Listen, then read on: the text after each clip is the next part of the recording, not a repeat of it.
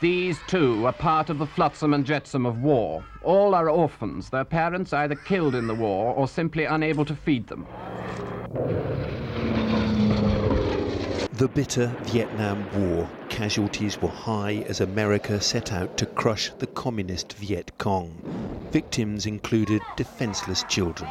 Several survived cold-blooded Viet Cong massacres in which their fathers, mothers, brothers and sisters were all knifed or shot as a reprisal for failing to cooperate with them. One orphan created from this war and from racial prejudice is Suzanne Thi Hien Hook.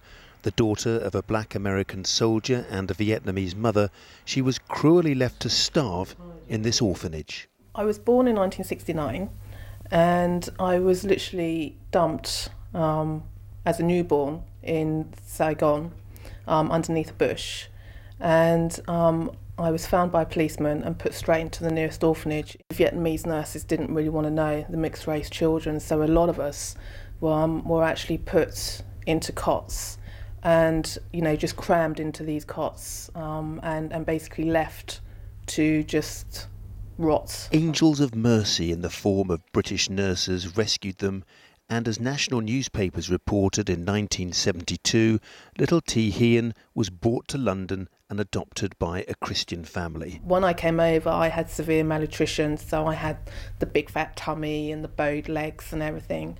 But actually, considering everything, I was actually one of the healthier babies because a lot of them had polio, had limbs missing. A lot of them actually didn't survive. Within 3 years, a massive airlift of orphans out of Vietnam was underway, with children being placed around the world. Though well cared for by her adoptive parents, Thi Hien, now called Suzanne, never felt complete. Being brought up in a white environment, I was left confused as to, am I Vietnamese, am I half a black American, or, you know, am I British? So I actually decided to go back to Vietnam and actually see my country for the first time. Through her visit, she finally defined herself. When she saw the orphanage, Thi Hien knew what she had to do: give everything up in Buckinghamshire, move to Saigon and set up her own orphanage. Yes, I'm selling my house, my car, my beloved shoes. I am actually selling everything because obviously, you know, this is something I've thought about for the last 2 years, and it's something that I'm dedicating the rest of my life to. 70s Vietnam has left many cruel legacies. Children are still abandoned on the streets or rejected. The first 8 of Thi Hien's orphans are introduced on her website, allambie.co.uk. They are looking for sponsors so that Thi Hien's own money can go just that little bit further. Phil Bales, London Tonight, Beaconsfield. And I've got something to tell you. I've just sold my house. They're not on any return.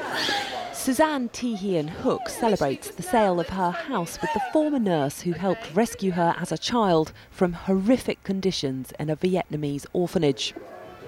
Money from the house and cash from fundraising efforts like this clothes sale is being used by Suzanne to open a new orphanage in Saigon. There's still loads of children out there that need homes, that are put in orphanages because the families are either too poor to look after them, or they've been abandoned just on the streets. And because I'm an orphan myself from the Vietnam War in 1969, I just feel that I need to give something back. Suzanne was a child of a black American soldier and a Vietnamese mother. Unwanted, she was dumped under a bush as a newborn and then placed in an orphanage where she was neglected.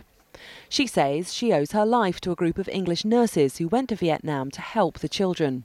It's amazing to see all of them as they've grown older, and it's just a wonderful sort of completion for me to see them all grown up and thriving in their lives. And it's particularly wonderful to see somebody like Suzanne, who's going to go and do a similar thing herself in Vietnam. The new orphanage is due to open in November and will initially care for 8 children. Suzanne hopes they'll get the same second chance at life that she was given herself. Rachel Millichip, London Today.